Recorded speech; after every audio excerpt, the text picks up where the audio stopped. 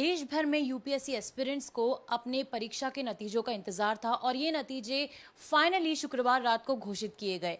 ममता यादव ने इस यूपीएससी परीक्षा ने 5वीं रैंक हासिल की। खास बात यह है कि ममता ने पिछले साल यानी साल 2020 में भी यूपीएससी परीक्षा को अटेम्प्ट किया था, जिसमें उनकी रैंक 556 थी। लेकिन ममता उस रैंक से सेटिस्फाइड नहीं थी और उन्होंने दोबारा साल 2021 में भी इस परीक्षा को दिया और इस बार उनकी रैंक 5वीं रैंक लगी है। तो आइए बात करते हैं ममता से और जानते हैं कि किस तरह से उन्होंने अपनी परीक्षा की तैयारी की। ममता, हमें बताइए कि आपने पिछले साल भी परीक्षा दी, इस बार दोबारा परीक्षा दी, कैसे आपने तैयारी की इस परीक्षा की? मैंने ये तैयारी 2018 में शुरू करी थी। तो उस वक्त मैंने कोचिंग ली थी जीएस के लिए, बट उसके बाद से सेल्फ स्टडी ही कर रही थी।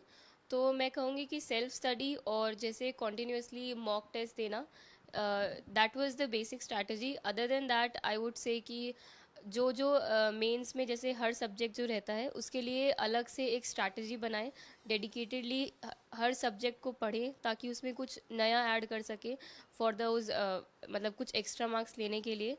एंड या मतलब कॉन्टीन्यूसली इसमें लगे रहना पड़ता है। डेली आपको पढ़ता रहना पड़ेगा, ब्रेक नहीं लेना है। तो दैट वाज इट ही मतलब कंसिस्टेंसी इज़ वेरी इंपॉर्टेंट। तो आपने पिछले साल भी यूपीएससी अटेम्प्ट किया था, इस साल भी अटेम्प्ट किया, क्या रीज़न था कि आपने दोबारा से सोचा कि मुझे एक बार और इसको अटेम्प्ट करना है, एक बार सिलेक्शन हो जाने के बावजूद? लास्ट ईयर मेरी रैंक 556 थी और मुझे करंटली मैं आईआरपीएस सर्विसेज में ट्रेनिंग में हूँ। बट क्योंकि वो मेरा पहला ही अटेम्प्ट था तो मैंने सोचा कि एक बार और तो देना ही चाहिए रैंक इम्प्रूव करने के लिए, बिकॉज फर्स्ट प्रेफरेंस आईएएस की थी। इसीलिए मैंने सोचा कि I definitely want to give it एक बार और। तो मैंने इस बार फिर दोबारा लिख दिया। तो इस बार क्या आपको एक्सपेक्टेड था कि पिछले बार 500 रैंक आपकी 500 में रैंक बनी थी, तो इस बार आपकी रैंक क्या बनी है? कुछ आपका टारगेट आपने सोच के रखा था कि इस टारगेट पे मुझे पहुंचना है?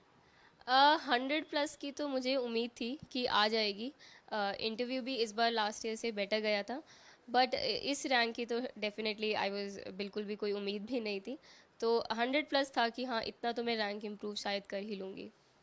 टॉप 5 में आने के बाद एक आप सेट कर रही हैं एग्जाम्पल फॉर वुमेन एम्पावरमेंट, और कई सारी लड़कियां भी हैं जो टॉप 10 में इस बार जगह बने हैं, उस पर आप क्या कहना चाहेंगी?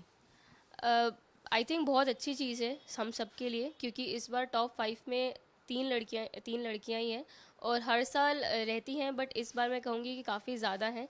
तो विमेन रिप्रेजेंटेशन सिविल सर्विसेज में इम्प्रूव हो रहा है, which is I think a good thing for everyone, for country, society, administration. तो आई वुड से काफ़ी अच्छी डेवलपमेंट है। और आगे आने वाले समय में आप क्या करना चाहती हैं? क्या आपके फ्यूचर गोल्स हैं, क्या प्लान्स हैं? अभी तो मैं कहूँगी कि I am looking forward to the training and learning from my seniors there.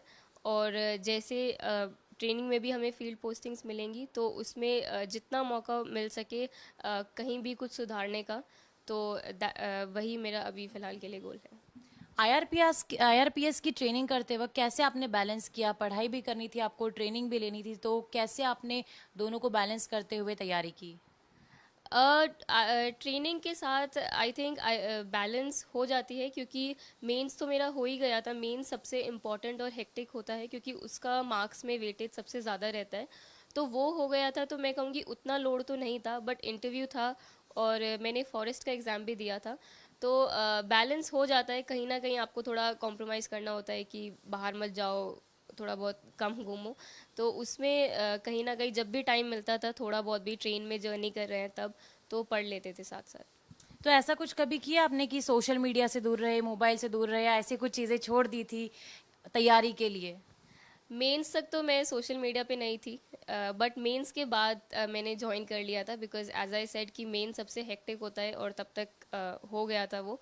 तो उसके बाद से ही मैंने स्टार्ट करा है, उससे पहले नहीं थी सोशल मीडिया पे। एक सक्सेस मंत्र जो आप बताना चाहेंगी? आई वुड से एक तो बहुत ही इस एग्ज़ाम के लिए कंसिस्टेंटली पढ़ना है, और दूसरी चीज़ मैं कहूँगी कि इस एग्ज़ाम में आप अकेले होते हैं, आपको कोई बताने वाला नहीं होता है कि क्या सही है क्या गलत है। तो एक तरह से सेल्फ इंट्रोस्पेक्शन बहुत ज़रूरी है अपनी प्रिपरेशन की, कि आप खुद से एनालाइज करें कि क्या सही कर रहे हैं क्या गलत कर रहे हैं। तो consistency and I would say self introspection. और पांचवी रैंक लगने के बाद आपके पेरेंट्स का क्या रिएक्शन था, कैसा रिएक्शन था आपके फैमिली मेंबर्स का, फ्रेंड्स का, क्या कुछ कहना है उनका, और आप पर्सनली कैसा फील कर रही हैं? पर्सनली जैसे मैंने कहा कि इस रैंक की मुझे बिल्कुल एक्सपेक्टेशन नहीं थी, तो खुशी भी है एंड आई वुड से थोड़ा भी एक्सेप्ट करने में भी उसे थोड़ा टाइम लगेगा। और फैमिली में भी सब बहुत खुश थे, मम्मी पापा रिलेटिव्स, कल से ही सबका कॉल आ रहा है, सो